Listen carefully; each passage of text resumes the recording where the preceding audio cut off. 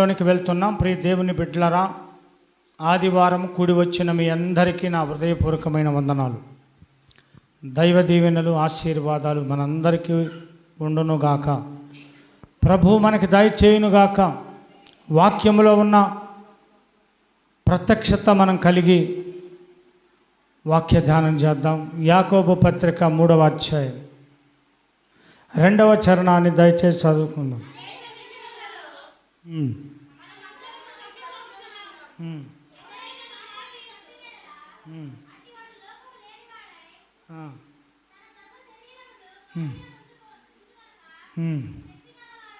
చాలు, పుట్టినోడు చూడండి. 2 3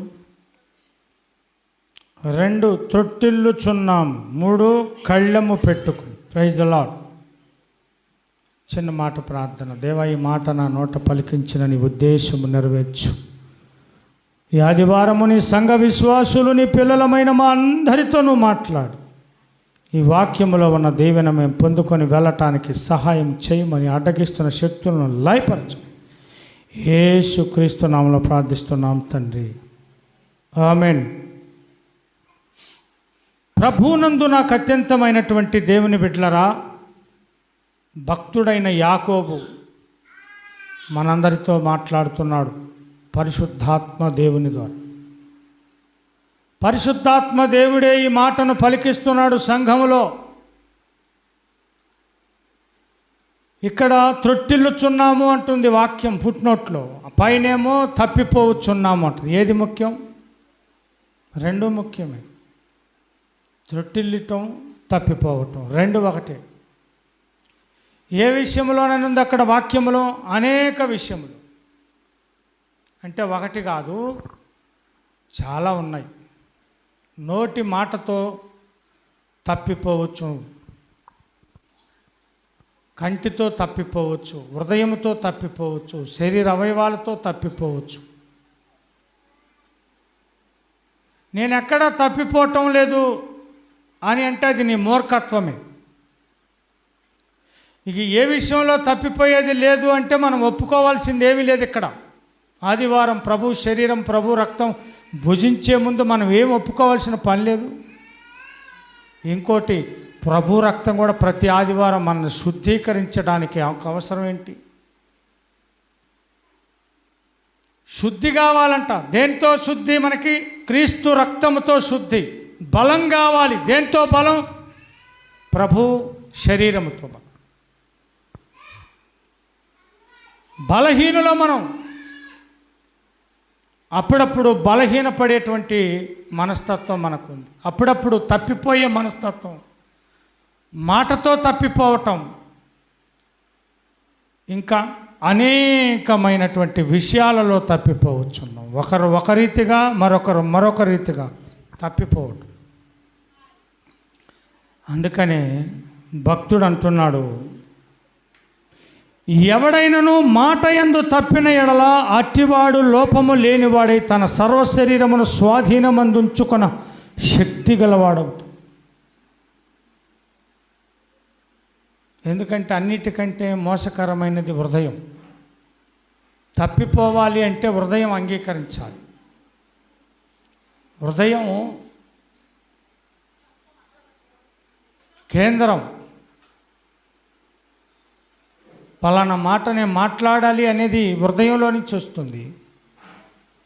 పలానా పని నేను చేయాలి అనే ఆలోచన హృదయంలో నుంచి వస్తుంది. అందుకని పదార్థము వలన కాదు మనం అపవిత్రం అవుతున్నది, హృదయములో నుంచి బయటికి వచ్చే ఆలోచన వలన అపవిత్రం.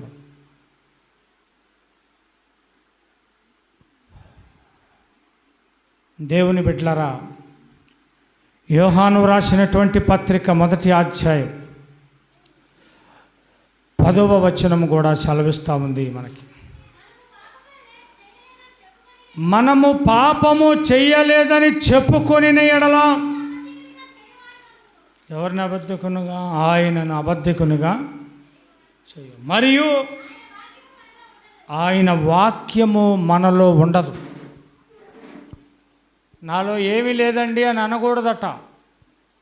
దేవుని వాక్యము కూడా ఉండదు. ఇక నీలో వెళ్ళిపోతాడు. ఎందుకని? దేవుణ్ణి అబద్ధికుడిగా చేశావు. దేవుడే అబద్ధికుడు అన్నట్టుగా నువ్వు పలికావు. ఏం పలికావు? నాలో పాపము లేదు అనే మాట ఎవరన్నారు? యేసయ్య అన్నాడు. నాలో పాపం ఉన్నదని స్థాపించండి, నిరూపించండి, రుజువు చేయండి అని ఆయన అన్నాడు. నువ్వంటే ఎట్లా? నేనంటే ఎట్లా? లేనివాడు ఆయన, ఉన్నవాళ్ళం మనం. హల్లెలూయా. కనుకనే ఆయన మన కొరకు ప్రాణం పెట్టాడు, రక్తం చిందించాడు. పాపము కలిగిన మనల్ని కాపాడుటకు పాపము లేనివాడిగా వచ్చాడు.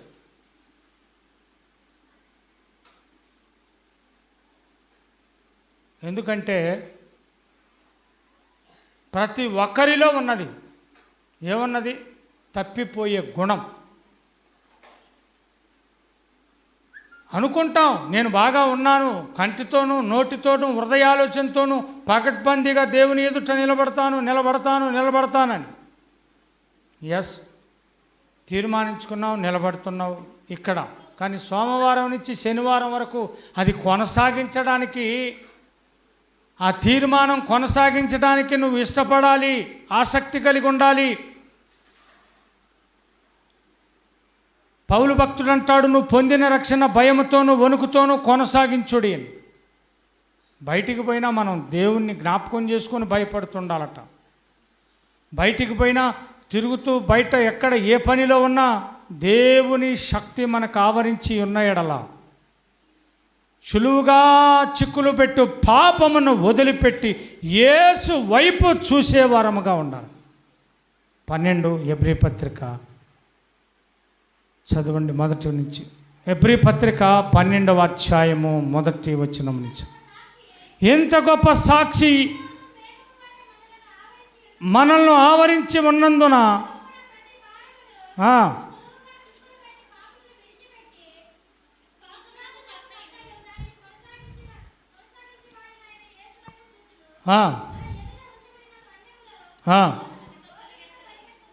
ఓపికతో పరిగెత్తుము, ఆయన తన ఎదుట ఉంచబడిన ఆనందము కొరకై అవమానమును నిర్లక్ష్యపెట్టి శిలువను సహించి దేవుని సింహాసనం యొక్క కుడిపార్శ్వమున ఆసీనుడై ఉన్నాడు.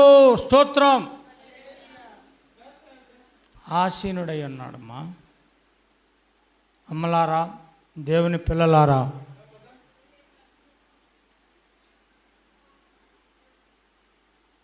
తప్పిపోవచ్చున్నటువంటి మనం తప్పిపోకుండా ఎప్పటికప్పుడు జాగ్రత్త పడేవాడు చేసే పని ఏంటంటే భక్తి పరురాలు. సులువుగా చిక్కులు పెట్టు పాపమును విడిచిపెట్టే ప్రయత్నం చేస్తూ విశ్వాసమునకు కర్తట. ఎవరైనా మనకి ఏమున్నది? విశ్వాసం ఉన్నది. విశ్వాసంలో నడిపించడానికి సమర్థుడాయన. అందుకే విశ్వాసం లేకుండా దేవునికి ఇష్టలై ఉండుట అసాధ్యం. విశ్వాసం నీకుండాలి, నీ ఎదుటివారికి కాదు, నీకుండాలి. ఎవరికి వారే విశ్వాసములో ఉండాలి. విశ్వాసంలో నడిపించగలిగినటువంటి దేవుడు నీకు విశ్వాసమును ఉన్నదానిని బట్టి నడిపిస్తాడు. విశ్వాసం లేకుండా నడిపించటం కుదరదు. ప్రియులారా, యేసు వైపు చూసేటట్లుగా. ఎందుకు? పరుగు పందెములో నువ్వు గెలవాలి. హల్లెలూయా. ఏ పందెం అంట? పరుగు పందెం. పందెములో ఓపికతో ఉండాలి, ఓర్పుతో ఉండాలి. కొన్నిసార్లు అవమానం, కొన్నిసార్లు నిందలు, కొన్నిసార్లు ఈర్ష్యతో, అసూయతో, ద్వేషంతో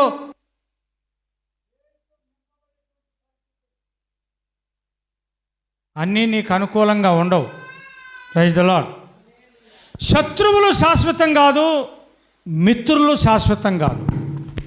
సుఖము నీకు స్థిరం కాదు, శ్రమ కూడా నీకు స్థిరము కాదు.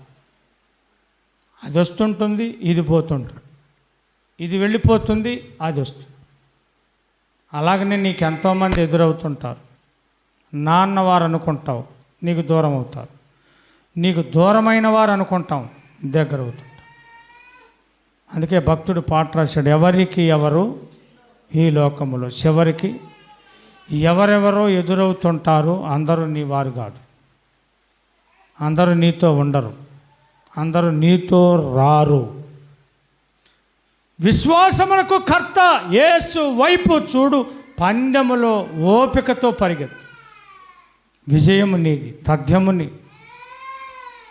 ఎందుకంటే ప్రియులరా, పాపము చెయ్యలేదు అని మనం చెప్పుకోకూడదు, నాలో ఏ పాపము లేదు అని మనం అనకూడదు. దేవుని స్తోత్రం చెప్పు.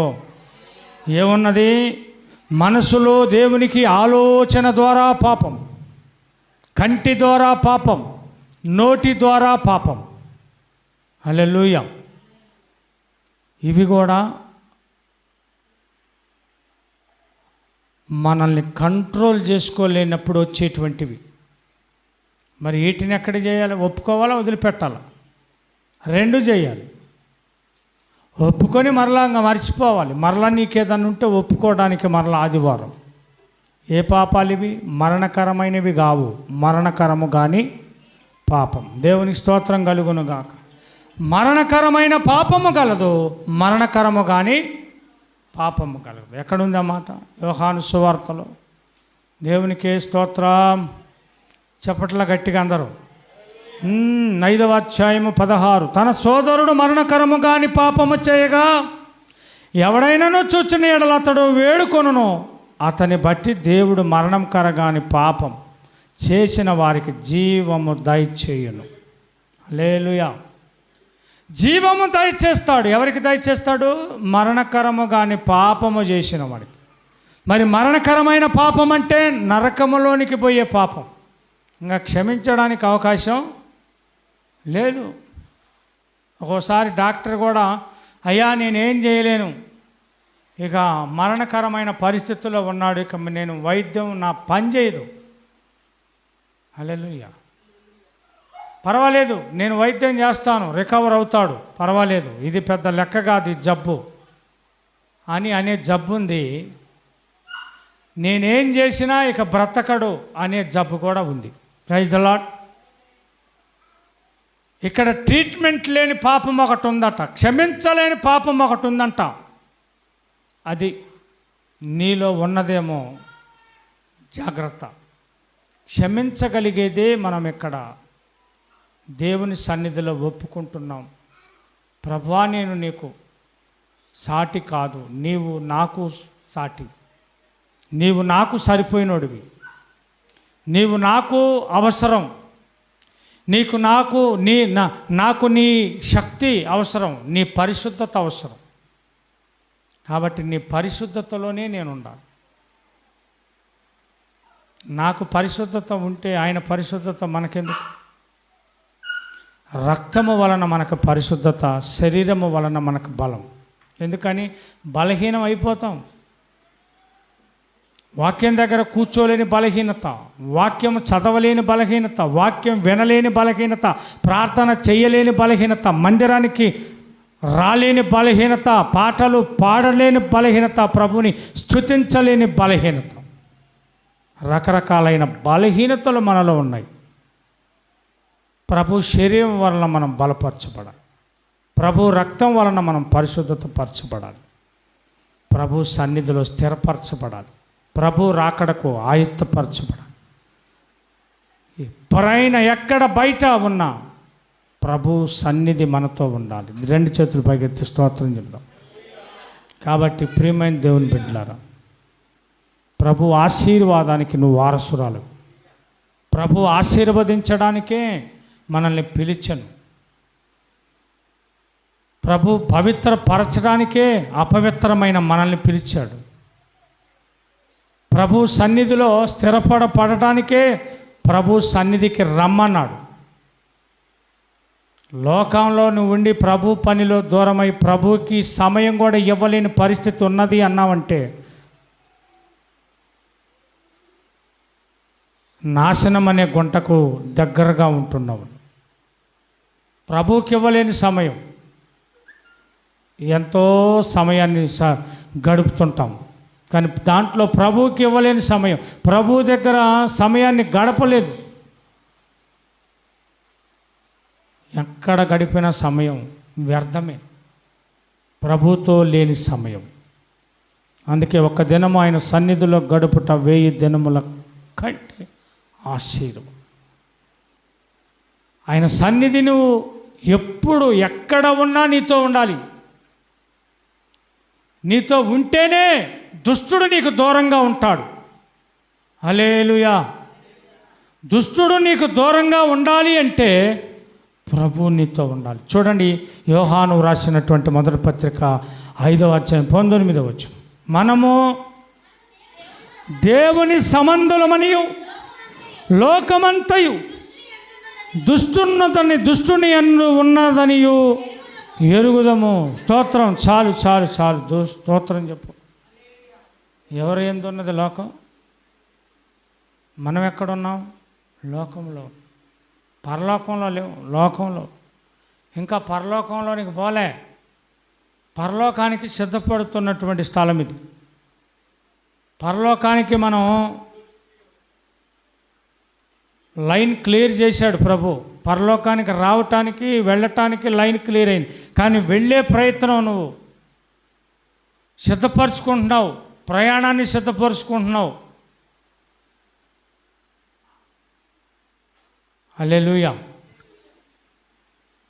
18వ వచనం. దేవుని మూలముగా పుట్టినవాడెవడను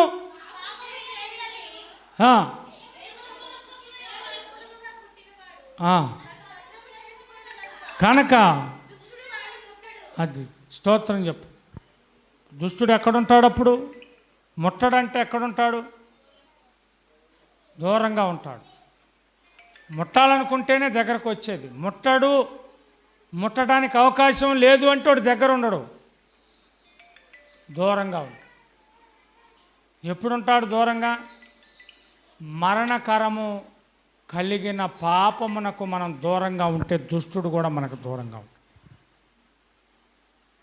లేదంటే దుష్టాత్మ నీలోనికి వచ్చి దుష్టాత్మ నీ మీదికి వాలి పరిశుద్ధాత్మ ప్రేరేపణకు బదులుగా దుష్ట ప్రేరేపణ నీలోనికి కలుగు. హల్లెలూయా. అప్పుడేం జరిగిద్దో తెలుసా? దేవుడు కూడా కొన్నిసార్లు చూసి వేసారిపోయి నీ మీద విసుకడగలిగి ఏం జరిగిస్తాడు అంటే దెస్సలోనికి రాసినటువంటి 2వ పత్రిక, హల్లెలూయా, దెస్సలోనికి రాసిన 2వ పత్రిక 2వ అధ్యాయము 11వ వచనం. అమ్మా,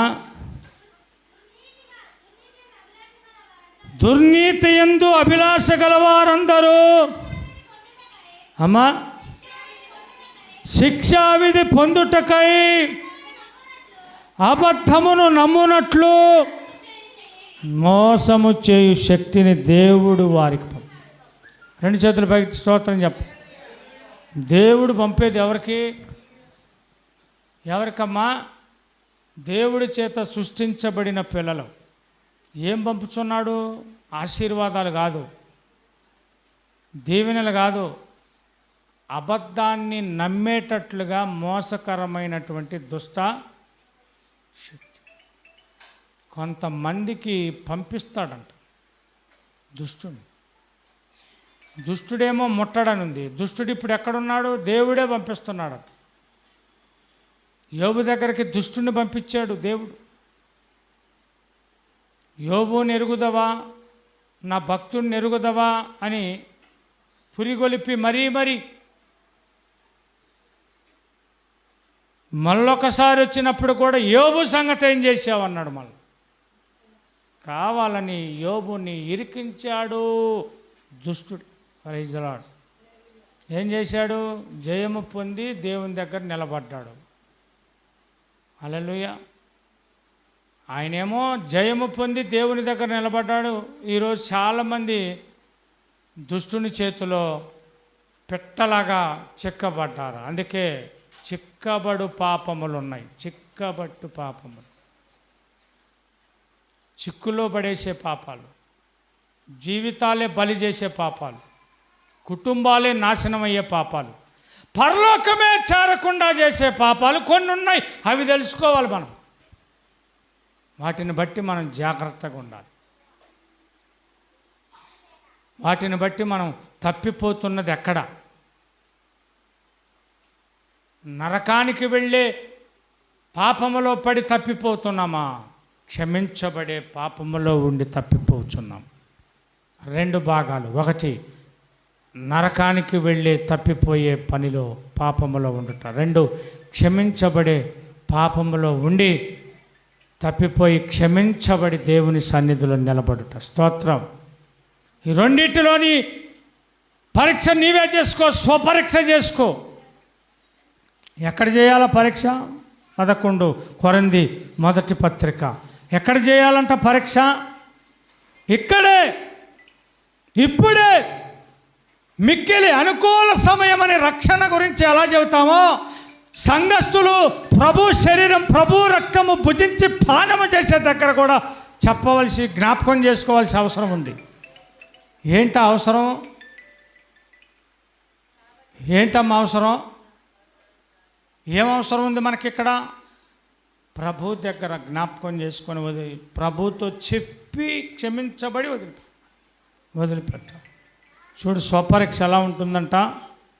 స్వపరీక్ష ఎలా ఉంటుంది ప్రభువునందు? దేవుని బిడ్డలారా, 31వ అధ్యాయం 11. అయితే మనల్ని మనమే విమర్శించుకొని ఎడల తీర్పు పొందకపోదము. 28వ వచనం. కాబట్టి ప్రతి మనుషుడు తన్ను తాను పరీక్షించుకొని వలను. అలాగూ చేసి ఆ రొట్టెను తిని ఆ పాత్రలోనిది తాగాలంటమ్మా. ఇప్పుడు నువ్వు పాత్రలో తాగేవాళ్ళు, రొట్టెని తినేవాళ్ళు ఎంతమంది ఉన్నారో ఒకసారి చెయ్యొత్తండి.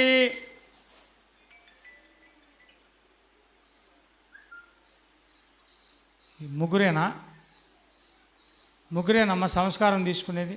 4 పాత్రలే పెడతాను. మరి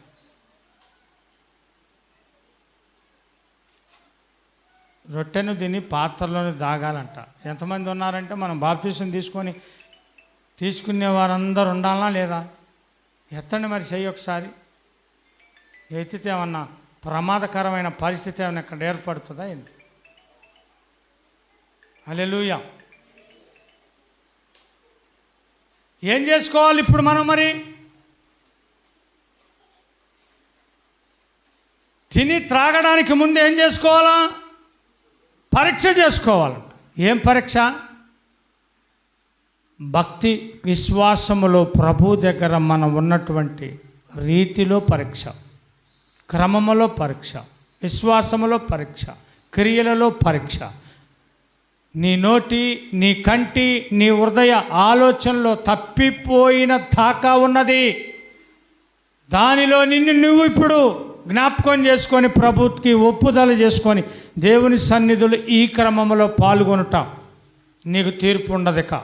లేదంటే ప్రభు దగ్గర నీకేముంటుంది? ఇప్పుడు రాసుకుంటాడు, అక్కడ ఫైల్ చేస్తాడు, రేపు అక్కడ ఒప్పుకోకుండా తీసుకున్నావు. పైపెచ్చు క్షమించబడే పాపము కాదు అది, క్షమించరాని పాపము అయినా నువ్వు తీసుకున్నావు. హల్లెలూయా. పేర్చేస్తాడట.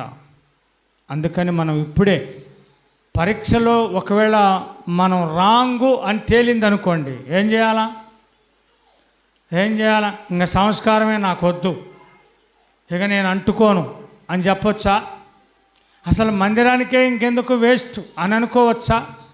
ఏం చేయాలి మరి? చూడండి 50వ కీర్తన గ్రంథము 17వ వచనం. 17వ వచనం. దిద్దుబాటు నీకు అసహ్యము కదా, నీ వెనుకకు త్రోసివేసేదవు, నీవు దొంగను చూచినప్పుడు వానితో ఏకీభవించదవు, నీవు సాంగత్యము చేసేదవు, కీడు చేయవలనని నీవు నోరు తెరుచుచున్నావు, నీ నాలుక కపటము కల్పించుచున్నది, నీవు కూర్చుండి ఆ కొండెములో నీ తల్లిని కుమారుని మీద అప్పనిందలు, ఇట్టి పనులు నువ్వు చేసినను నేను మౌనినై ఉంటిని, అందుకు నేను కేవలం నీ వంటి వాడనని నువ్వు అనుకుంటివా? అయితే నీ కన్నుల దీట ఈ సంగతులన్నీ ఇదేనాలి గట్టిగా పిల్లలందరూ. అయితే ఈ సంగతులు నేను నీ కన్నుల దీట నీ సంగతులు నేను వరుసగా ఉంచి నిన్ను గద్దిస్తాను. వరుసగా ఉంచి అంటే రాసి పెట్టి ఉంచుతాడు. రేపు అక్కడ వరస పెడతాడు. నువ్వే నాకెప్పుడు తెలుసు, నాకేం తెలియదు ప్రభు. వరస పెట్టి రాసుకుంటున్నాడు. ఫైల్ అవుతుంది గ్రంథం. జీవ గ్రంథం అందు పరలోకానికి ఎంటర్ అయ్యే పేరుంది. తీర్పు తీర్చడానికి లిఖితమైన గ్రంథం ఉంది. జాగ్రత్త పడాలి మనం.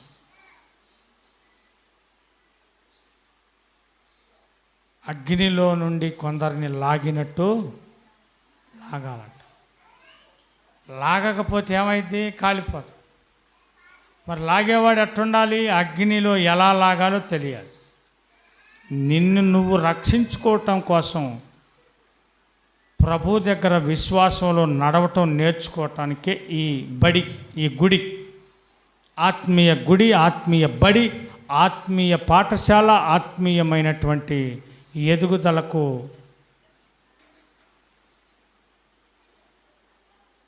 స్థలం ఈ మందిరం. కాబట్టి అనేక విషయంలో తప్పిపోవచ్చున్నారు. నువ్వే విషయంలో తప్పిపోవచ్చున్నావు కాస్త జ్ఞాపకం చేసుకో.